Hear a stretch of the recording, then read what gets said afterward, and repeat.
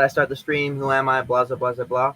So if you haven't gone to the Fountain of Comfort website, you should. And if you go there, you'll see my name as one of the secretaries on the Fountain of Comfort team.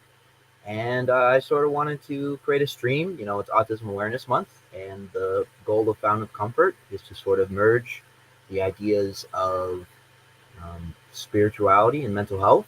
And in our Autism Awareness Month, I sort of wanted to talk about those intertwinings. So, who am I and how do I relate to this? Well, my name is Tre. I was diagnosed with autism at the age of 2, um, and I put in a lot of work. And at the age of 16, I joined the Jehovah's Witnesses. And through the Jehovah's Witnesses, I was able to develop practices and skills to uh, basically make it so I was able to overcome a lot of my autistic symptoms and develop strategies for that. So I kind of wanted to reflect on that experience and sort of talk about how those systems sort of helped me. Yeah. Sandy, how do you relate to this topic? My oldest of 2 sons was diagnosed at 3.5 with autism. He was also born, well, I'd say born deaf. He was a blue baby. He had the cord around him. So it could have been genetic and part of some other stuff he had going, or it could have been lack of oxygen, or it could have been both. But for me, the combination of having a child with autism and other communication issues. And actually, his dad and brother both have variations on some of the communication issues, listed as ADHD and central auditory issues. But yeah, so I've had a lot of fun in kind of making things up as we go. Okay. What religious community were you a part of during that time? I know it's complicated, but Well, actually, during the time when I was raising my sons, we were only in 2 churches up until when they were both in high school.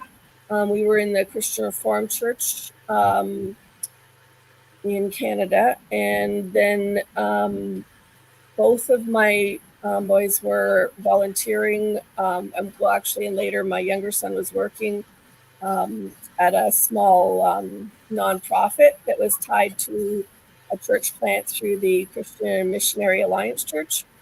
So we did a little bit of a back and forth there, but kind of maintained connection through both of those communities. how did the CRC sort of understand your sons? In some ways they did, and in a lot of ways they didn't. I found they have like really good programs and things for certain things. So they have a disability concerns network, and I found myself getting volunteered for things. It wasn't so much the church structure that understood my 2 boys in terms of some of the needs. It would be more individual people that attended the church. You know, that you would find certain people that were really good at connecting. But the structure wasn't designed really for dealing with disability at all. Did your church structure like what did they ask of Jacob? I guess like what was Good question. Sorry, that was half of your question. No, that was it. Oh, okay.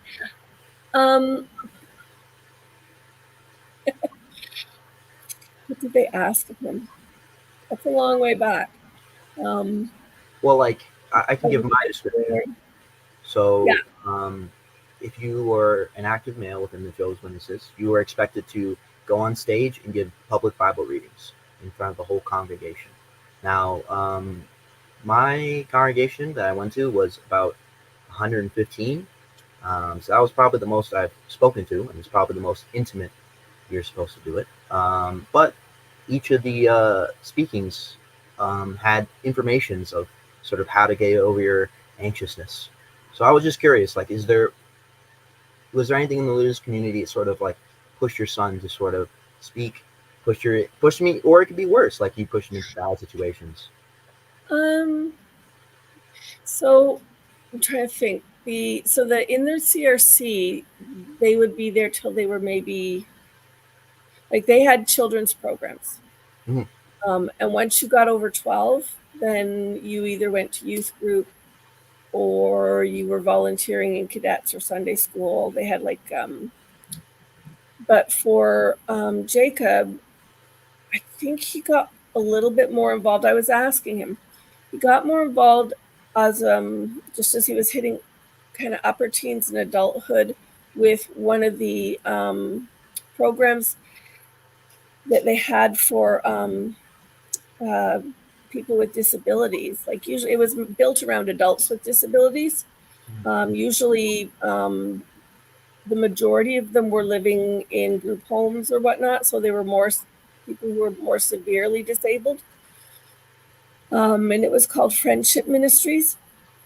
I was told to take Jacob there to that program because it would be something he could do, because church, well, I'll come back to church, but the friendship club was interesting. He had, for some reason, he loved the music. He was wearing hearing aids at the time. No, like, no speaking language, very little sign language. Um, but was really interesting is they did action songs. And so the beginnings of some of his expressive communication was this one action song he liked. And the fact that he was then making the hand movements and stuff, and you would go up, they would have all of the people that were being supported go up on stage at the front. They would give them, instruments, same as you would do with, primary grades at school or something. But a lot of them just absolutely loved singing. And for some reason, Jacob also he loved going up to the front. He loved being part of the choir of people and doing the action songs. And I would sit in the pews and I would sign the words to the songs, and sometimes he would copy them. So, yeah. Really cool. Um, yeah, wow. Yeah. Witnesses don't have any outside programs outside of the Kingdom Hall. It's sort of whatever is in it, but they sort of structure it in a way that it's very small steps. So if you are trying to be a convert like I was, the one thing that you try to do every meeting is you try to have comments. So you study something and you raise your hand and everyone will look at you, and then someone will come over you with a mic and then sort of get it. I was completely deathly afraid of that.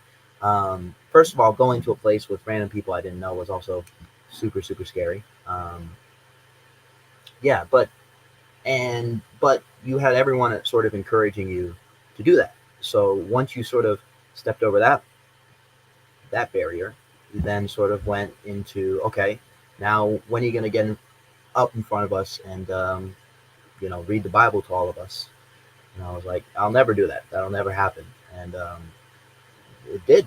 And then eventually I started preaching. And when first time you preach, you're never going to be the first one to go to the door. There's always a second person with you. So you'll be the second person sort of looking at them give the presentation, and you'll sort of get over your nervousness. And for outside activities, I was just brought along to like just a bunch of like home sort of like family gatherings, but like to an isolated kid like me that didn't really know how to like navigate a lot of social situations, you had a bunch of people who are willing to sort of bend over backward to just talk to you, get to know you, and sort of like welcome you in. And I think that because there was a difference between the outside world and who's in, your differences of friends became less. Like usually, like a lot of things, like you get mad over somebody and you like stop being friends with them. That couldn't really exist because you see them all the time, and it's like, well, you only got 5 people to really hang out with. So it's a weird experience, just saying in general with the witnesses, because it's like they gave me everything. Like I would not be able to talk to you, even though it doesn't look like it, just because of the experiences I've gained. Sounds One of the people I knew in the the Alliance Church, her daughter was involved with, is it Toastmasters or one of those programs that, I don't know if they have Toastmasters in the States, but in Canada they have this thing called Toastmasters, where you go and they walk you through a process of teaching you how to do a presentation. And that's what it sounds like you had with the witnesses, that you had people willing to support you while you did that, which for somebody with autism, having a pattern to follow and people to model and that whole thing Yes. would be amazing. Yeah, definitely. And I think the difference that I didn't really see in schools, I didn't really see optimism in a pattern.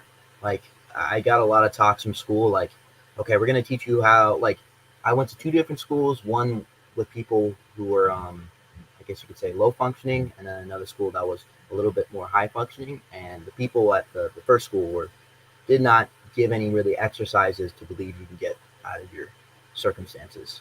Um, and I think that the witnesses tried their best pretty much to get you out of this, and it works, you know. And that's always a question I have: is it like, does pushing people who are neurodivergent help them, or does it just always hurt them? I don't know. Hmm. Wouldn't it? I would guess it would depend on what you mean by pushing them. Um, Oh, like, well, like, I don't think there's any schools that are telling people, I want you to talk to random people and I want you to understand social situations. That doesn't work. Like, usually you're neurodivergent, you're beat up, and you're like, okay, I have to figure this out because it's not going to go well, you know. yeah, I kind of felt lucky in a way that Jacob was deaf, because it meant that like his brother was in all regular school system, Mm, um, kind of on the verge of normal, but a little some learning differences. mm, Um, nothing that would get him a significant label. I don't think. Well, I guess ADHD was a label back then, but um, mostly just because they wanted you to sit quiet in class and behave. yeah. But like he'd be in with a group of 30 students, and you have to pick up the cues and things. I remember his grade 3 teacher apologizing to me, because she said, I don't know if Joshua says anything at home, but sometimes I feel like I'm yelling at him, because when I speak to him in a normal voice, he doesn't seem to be able to actually hear me. And when I speak in a louder, sharper tone, it kind of like it would break things into segments he could process. Mm, Um, and understanding, yeah. I remember with him at one point he was having difficulty. In high school, so they decided that he probably shouldn't be in the whatever the academic level English was for university. He should be in more of the general English for college level or whatever, because he wasn't completing the assignments properly on time. You know, and so Joshua comes home and he said, how was English? He goes, mostly I just sit in the hall by myself and I read a book. He goes, I don't know what they were thinking, but the general level, they all use tape recorders and audio things, and they listen. He goes, do you think they heard us when we said that I have an auditory processing disorder? And the teacher goes, I don't know why you're here. This is the absolute wrong place for you. So yeah, even teachers can kind of not get it. But with Jacob, his class, because it was in provincial deaf school, he'd have 6 to 8 students in the class. They were all sort of into group, and he had a mixture of students in his class simply because the whole school was a little smaller. mm. So eventually he was in a more not graded. You know, Eventually he got put in with just an all boys group. The Okay. girls were kind of fighting. I don't know what they were, and so they kind of separated them out and dealt with them differently. And then the boys tended to all have just like a lag in some of their skill sets for different reasons with the deafness. It wasn't just that they necessarily had an autism or other diagnosis. Some of them did, and some of them were just deaf. But so that was interesting because you'd get really competent children who were deaf children from deaf parents and knew sign language practically from birth. And then you'd get all the kids from hearing parents, like Jacob was, where hopefully we have enough sign language learned that we can walk through some of the conversations. But it was a smaller class, and that was good for him. He had the same people in the class all through, which sounds like there's only 6 of us. Yeah, you don't fight. It's what's yeah, you don't fight because it's like you're gonna see each other the next day, and I feel like you get over differences better. Yeah. How did you like the routine of church? He was okay with it when he was little. Of course,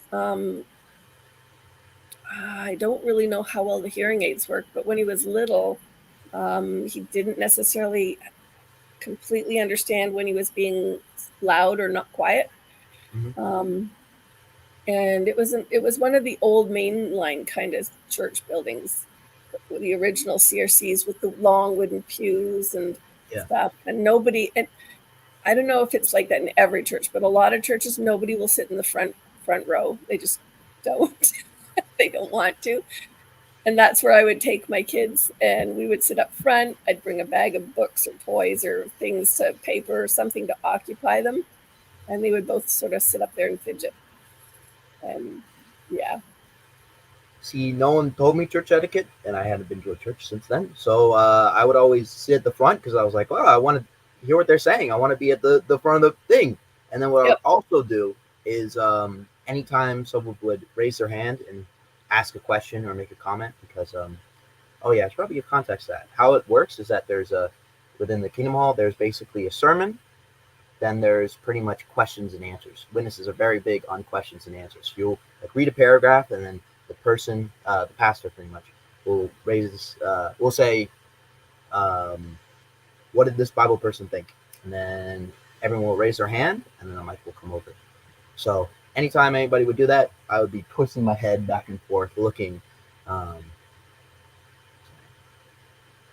He was going to answer. I was always curious who was talking. There's sounds coming from everywhere. Yeah. Jacob loved the sermons, funnily enough. When we got to the little Alliance church, they had maybe a 30-something-year-old pastor, and he was one of these guys, really dug into it. He'd spend the whole week studying something, and then he'd come and he'd talk about it.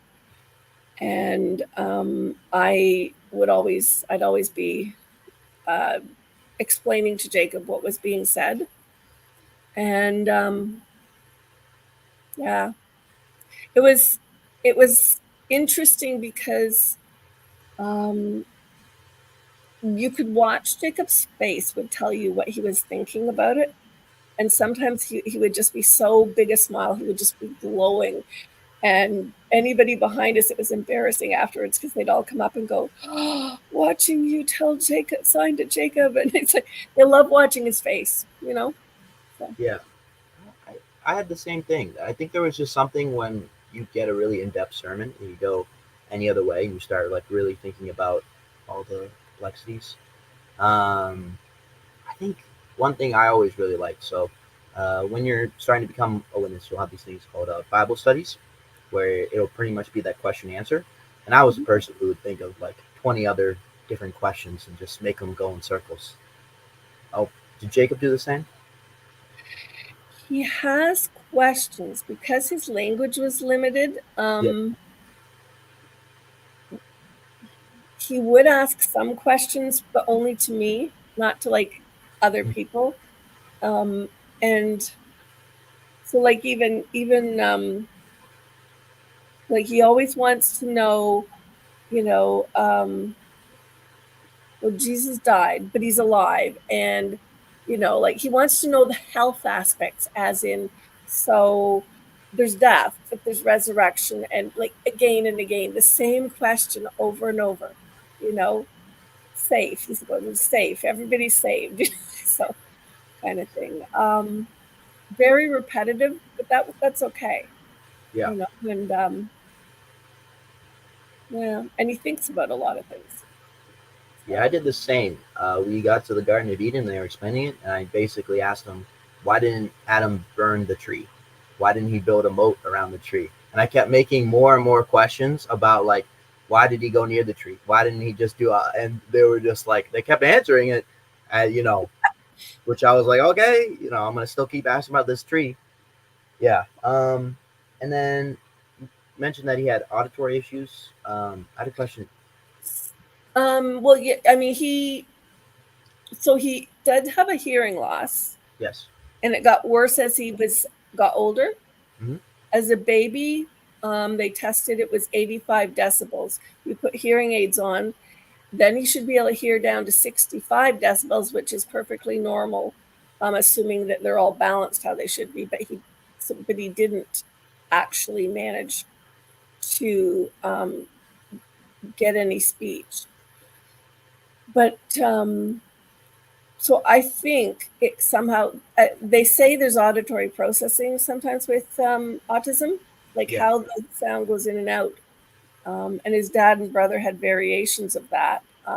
So watching some of Jacob, I think it sounds silly to say a deaf person had auditory problems, but yes, I think so. Okay. Because I was curious, did he had any auditory sensitivity? Possibly. I was telling the worker from today when we were waiting through he had a test. I was telling her that I'm going to lose my word and train of thought. Did he have processing? I was telling her that when he was quite young, he would copy sounds. Mm-hmm. So I would make sound patterns for him because he wasn't using words. I think some of that was he had trouble forming consonant sounds because of the bone issues he was born with. He had surgery for something called cranial synostosis. Sounds really fancy. It's stuck head in Latin. Basically, the bones kind of join and get so. Um, I think he did understand some things, but I noticed if I asked him to copy a sound pattern, just like vowel sounds, like go up and down pitch, he had trouble copying me. But if he made one and I copied him and got it right, he looked pleased. So he seemed to understand the auditory sound, like the sounds going in. Mm-hmm. But it was that connection place was kind of hard with turning it back around and responding. So I'm not sure if I answered your question. No, I was just But curious. like that, yeah.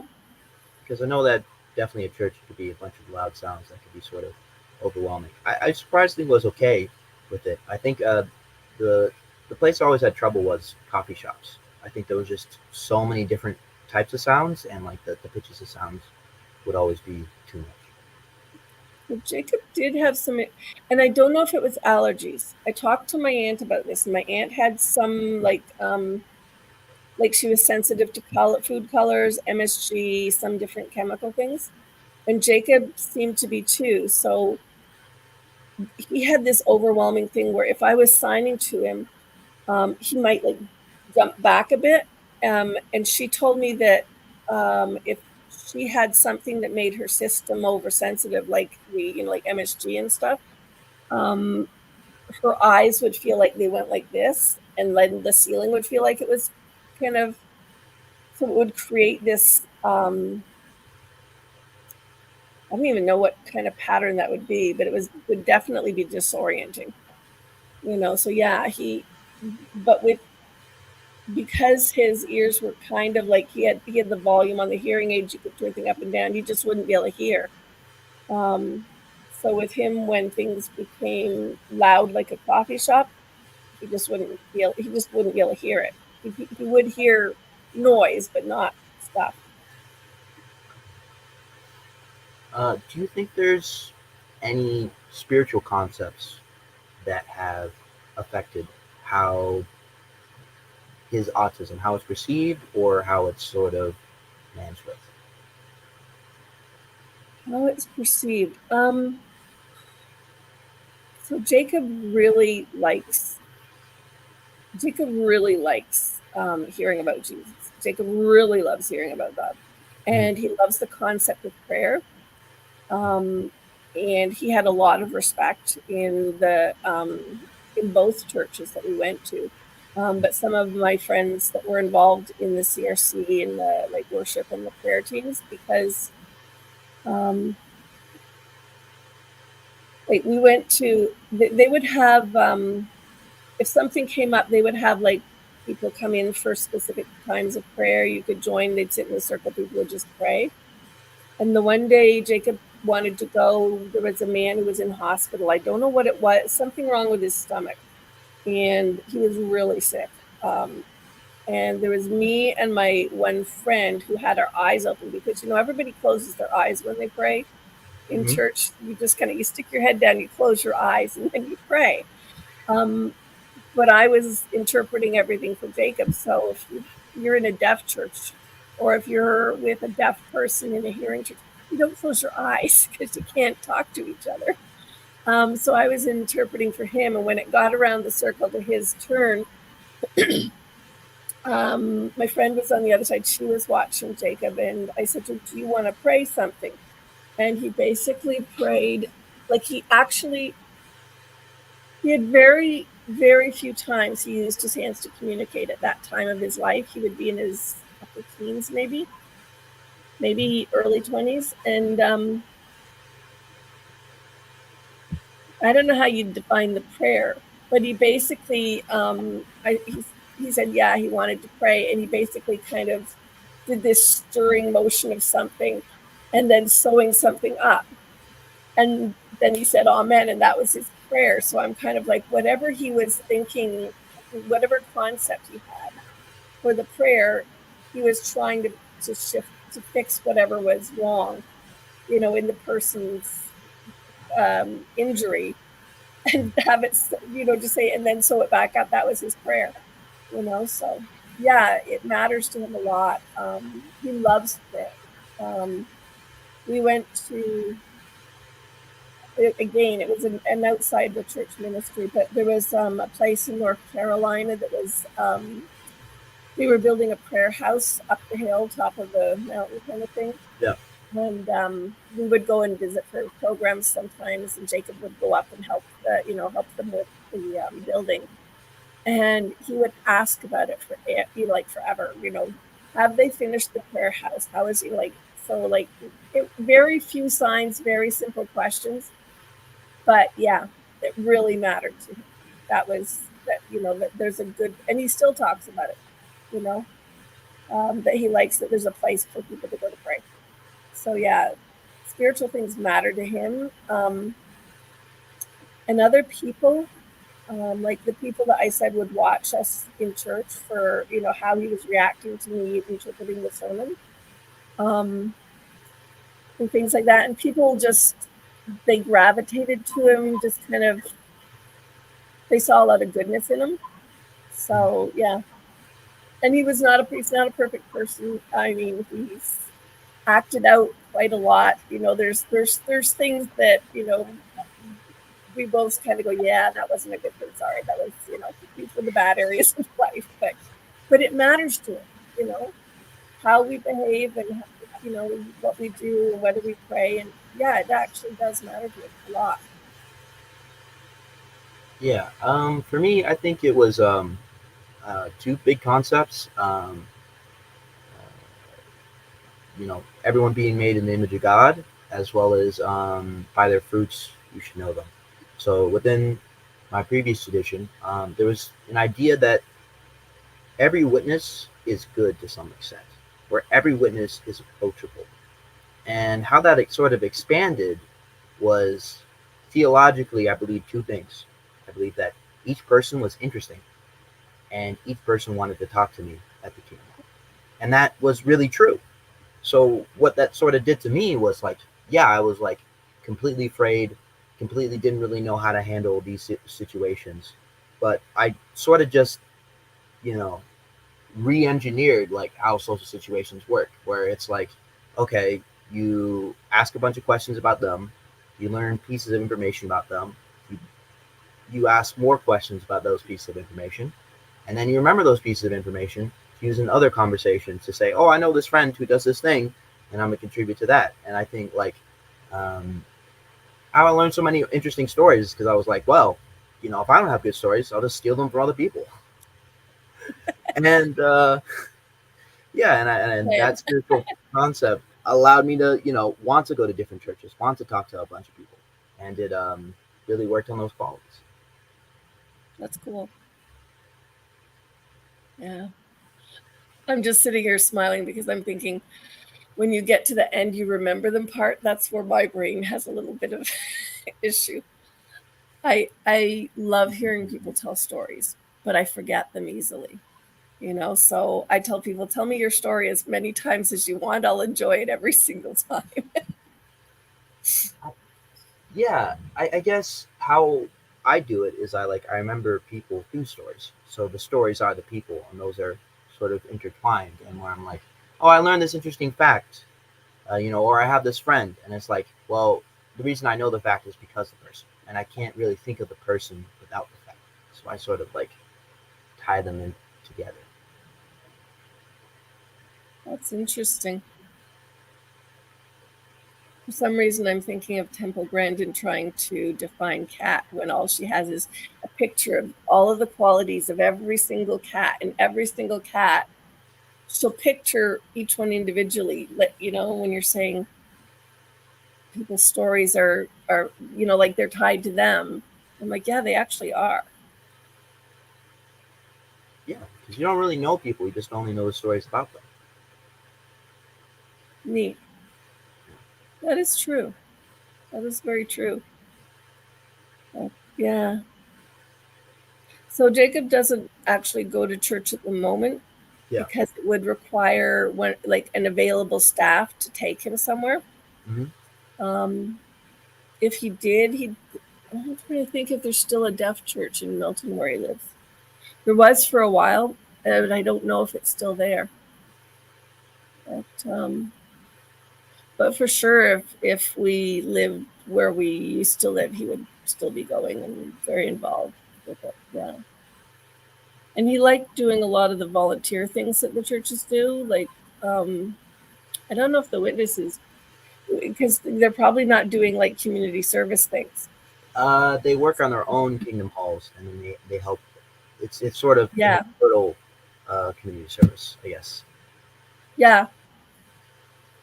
But yeah, because he likes, there were some of the food programs that were connected with town, not necessarily directly to town services, but there was a couple of different things where if people needed food, there was a program called, there's two, but one was called Food for Life, Mm-hmm. and a big truck would come to the church that we went to and drop off some like different foods, whether they were vegetables or different things. And then a team of volunteers would sort them out for however many families they were going to deliver them to. Jacob absolutely loved doing things like that because he thinks like hospitality and community service are important to him too. You know? Another spiritual comment or idea that I think was like fundamental to me developing is that I think the social cost of dating was really high. And so what I mean by that is that everyone knew each other, right? And there was no dating not for marriage. And if you wanted to date, you had to pretty much talk to the pastors. But what that allowed pretty much was male and female friendships to become really strong because A, it was obvious if you were trying to date somebody. B, the social cost was so high. And C, you also had to be ready. So you couldn't date if you were under 18. That was like no go. You had to basically be financially responsible for marriage, and they applied the idea of I think it's somewhere in Timothy they mentioned that idea. So like my two best friends are women, right? And it's always really hard to sort of explain that or like, oh yeah, I'm traveling with these two women and there's like completely platonic ideas. And it's because the system has sort of allowed me to do that. And it also like removed a lot of my fear of women because I was like, well, my two best friends are women. So I can talk to them, I can do everything like that. And yeah, and it didn't really seem like this divide because I think um, when a lot of autistic people or neurodivergent people go into dating, it's sort of this us versus them, or there isn't that really common understanding. So I'm really grateful for that sort of yeah, cross communication. Mm-hmm. I'm thinking I have a friend whose sons are hitting their teens. His wife works. He's at home with the kids and whatever. He has autism. The two boys have autism. The wife does not. Yeah. And I remember thinking, like that's a huge challenge. Yeah, Yeah. So you actually, in the course of what your church was doing, you learned social skills and how to interact sort of generically with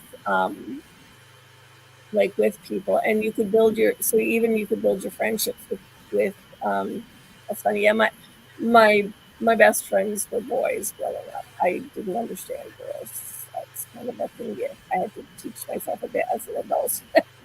um, but yeah, so that's interesting, and so do you think that benefits you still, even though you're out of the community now, like in terms of how you interact with people? yeah. I think I really have a strong sense because like I think I think I have a deeper understanding of like um, what women think. Not 100%, but I think I can like really be empathetic to women and really try my best to sort of understand what they're going through and sort of do that because there was another quote I think was they're your sister first before you become your wife, and to me that was like you should have as much care for them as possible and you should really respect them, and I try to really keep that idea with me. um, yeah, as I'm sort of going on dates, but I think a lot of those qualities have sort of continued with me. I still try to challenge it, but it isn't the same. You can't replicate all those little individual ideas. But No, and the community like out in the world, the community in general has way different values and rules than something like the witnesses would, where you understand you're sharing a common pattern, expectation, and practice in terms of how you engage in the relationships around you. That sounds like it makes for a really good, clear, like a good, clear canvas on which to kind of put your ideas. yeah, Um, yeah, I'd no, be interested to talk to someone who's autistic who goes to an Orthodox liturgy and how they like the sort of ritual of that. Um, because that I think whenever I visited them, I think it's a very different experience because like the meetings at the Kingdom Hall are very orderly. Like they're meant to be orderly. They're envisioned to be orderly. They're you know each box you can know how each sermon how long it's going to take, and each part has a time next to it. So you can everyone in the audience knows if the person who's like doing a Bible reading is taking too long. So it's sort of like made for me because like I can like tomorrow's Thursday. There'll be a meeting tomorrow, right? Starts at 7. I know at 7:10 is one of the parts ends. I know also at 7:30 I know the one of the parts ends because you're able to memorize it so much. Yeah. so You were saying you joined around 16. Mm-hmm. There's children there. Is it thing where the kids all stay in the service? Do they have a separate teaching? Do they like is it all one big group or It's all one big group. and the kids must be very well behaved then to a degree. Um or more people are really good at ignoring one or the other or both. I think when a baby cries, usually take him outside. So it's kind of complicated. So how it's structured is that there's sort of the main church, and then there's a separate room. It's called the back room. Technically, that's where pastors make decisions on things, but it's also where people, if you've been late, sort of go. So a lot of the people with families sometimes go there, but it's also only an hour and 30. And I think that's different between other churches is that every year the times change, so it isn't consistent. But what that means is like if you have a baby, right, you can get a 3:30 p.m. meeting instead of a 9 a.m. meeting, and so those it really works to sort of structure your time. Um, Yeah. Very concept of families all going together to do something outside of the home is, that's a brave thing to do because you never know what kid's going to cry or what kid's going to, yeah. yeah, and there was another neurodivergent kid who and their family had a really hard time because the dress and grooming standards. Every kid had to be in a suit, and which meant that you know this kid had difficult with tactile things. So he'd show up in half a suit, and the rule was you couldn't have any responsibilities unless you showed up in a suit. So I think that kind of hindered him because there wasn't really sort of any exceptions available to him where like can he just show up in comfortable clothes? The clothes on this like silk aren't going to work. Um, Yeah. Yeah, because the tactile is that's a big thing. Both my sons had tactile differences for sure. Um, yeah. Oh my I, gosh. I couldn't even get Joshua, my younger son, out of track pants until high school. Everything was track pants. And oh gosh, yeah. I asked Jacob the question about suits yeah, over supper. And I said, if we went to a church, you had to have your suit on every Sunday. I said, how would that go? Like give it a thumbs up or thumbs down. He was like, and then he kind of looks at his shirt and he says, this is better.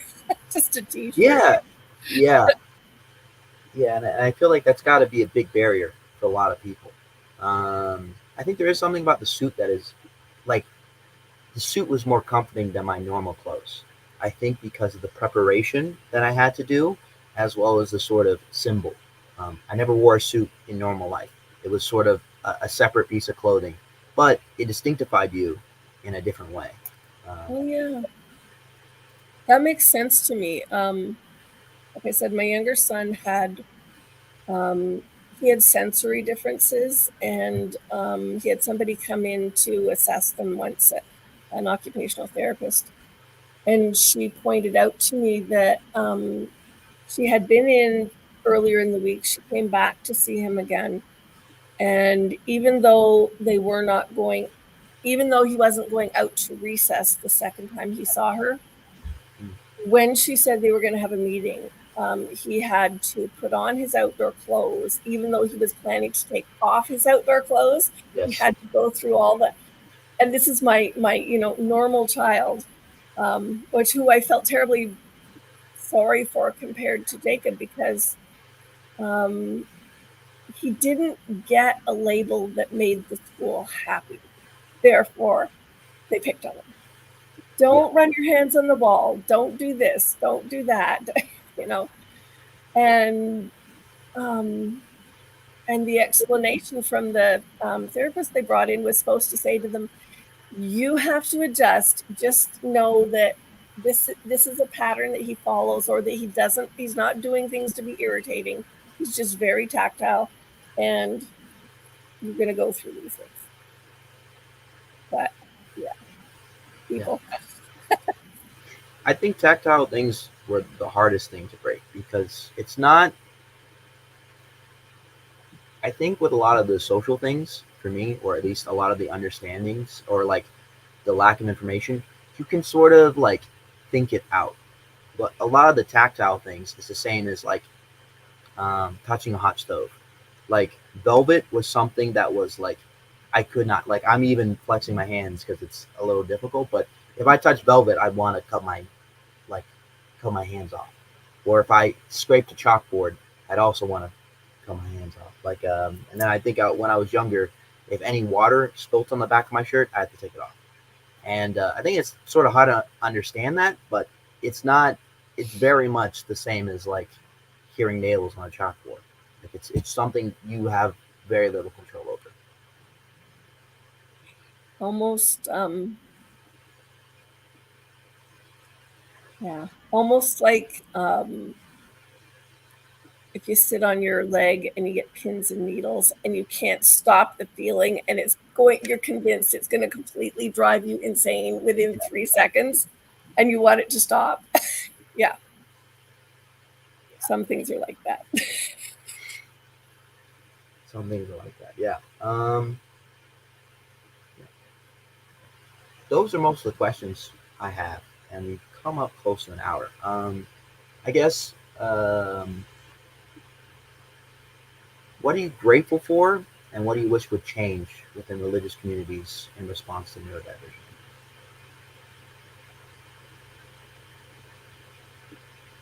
Probably the same thing, people. I'm very grateful. We had, and I always feel like I'm sounding irrational, or people will think I'm lying when I try to explain my relationship with church. In some respects, I had some trauma around church, Mm-hmm. kids, ex, and stuff. And it's kind of like the pins and needles. It doesn't quite go away. But at the same time, the exact same group of people cared about my kids, cared about us. I'm really, really grateful for the opportunity that I had to be in the group of people that I was in, and to make connections. Like we like I said, Jacob loved singing. He loved the friendship thing, singing and soup. Music and soup. And there was opportunities for us to participate. Participate, or can't say that word. Participation is important, but it needs to make sense to you how you can participate and why you can or can't participate.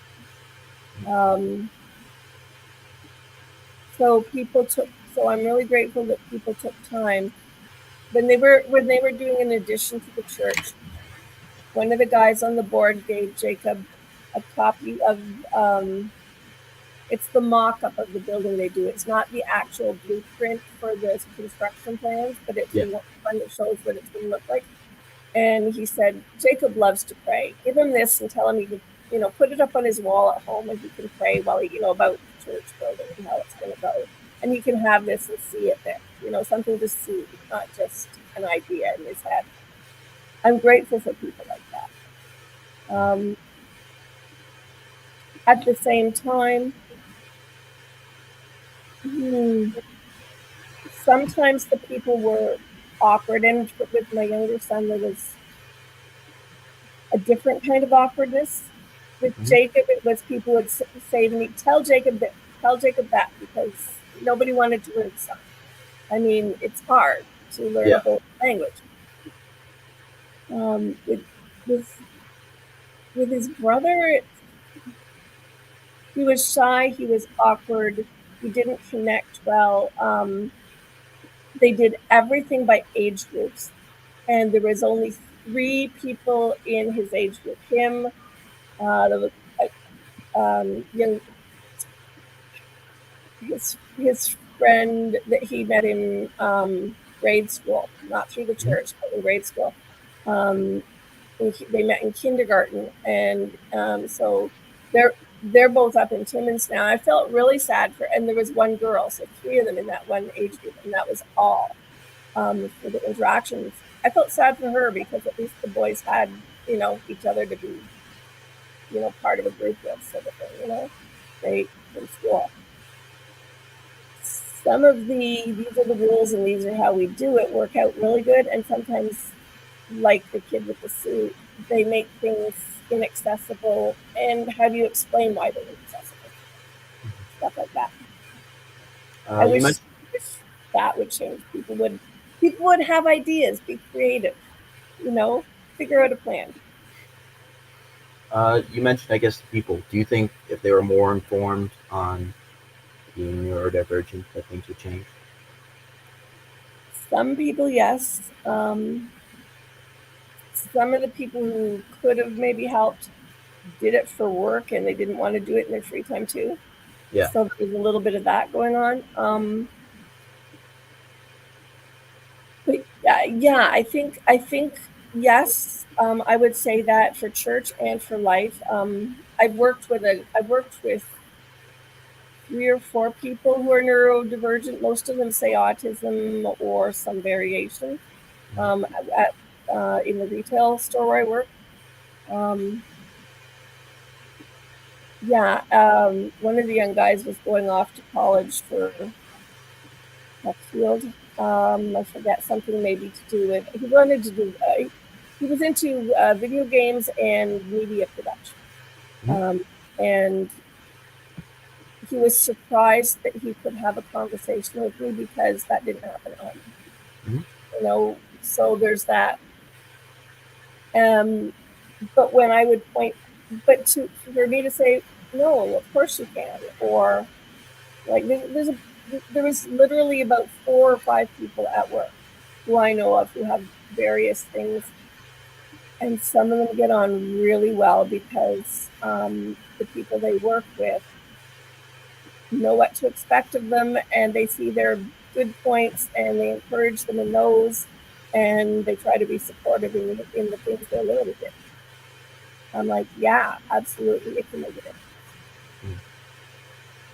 Yeah, I think for me, I just I hope the witnesses in the future make more allowances, I guess, for people on the spectrum, and also people's attitudes on those allowances change.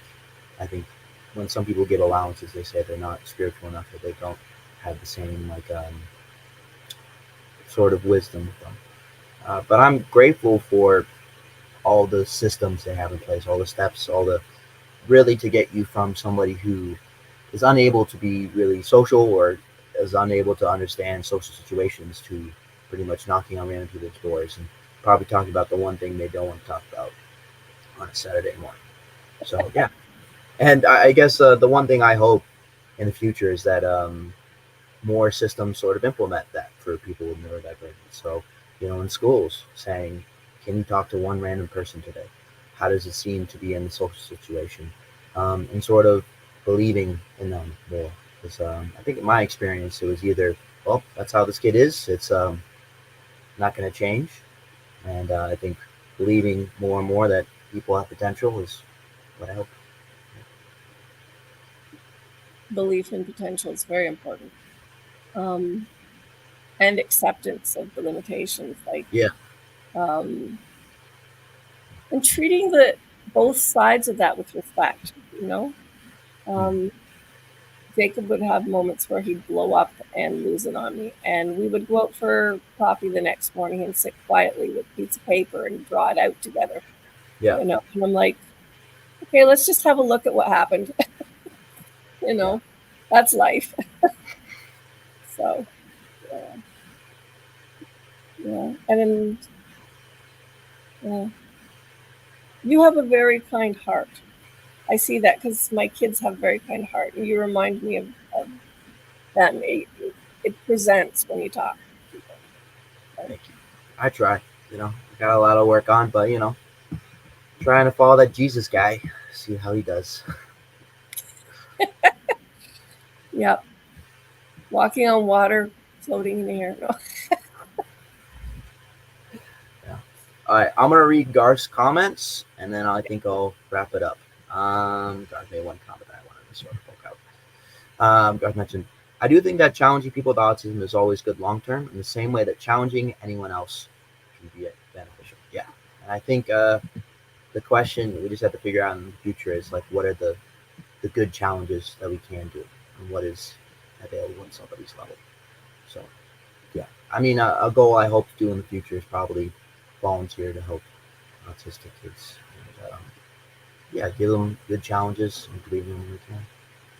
So, yeah, That's a good those are one. my final thoughts. Do you have any final thoughts, Sandy?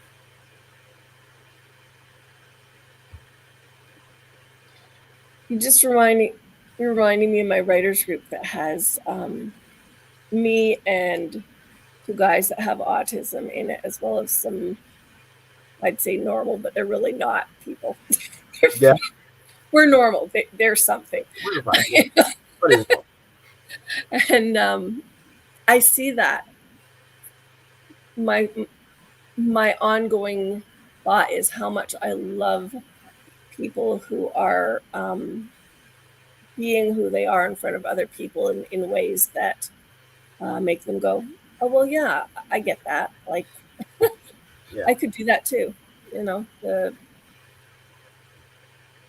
the word's not going to come to me. I'm old. I started with that too. It's not an old thing. Okay, anything else, or I'll end the stream now.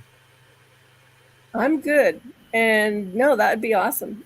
Can Okay. chat some other time if you ever have some other interesting questions and topics. I think that's a really good one for people to hear. Good idea. Thanks again for coming. And as Jacob says, please donate to Fountain of Comfort. Please, please, please, please, please. We're trying to do good things. Thanks again, everybody, and have a nice night.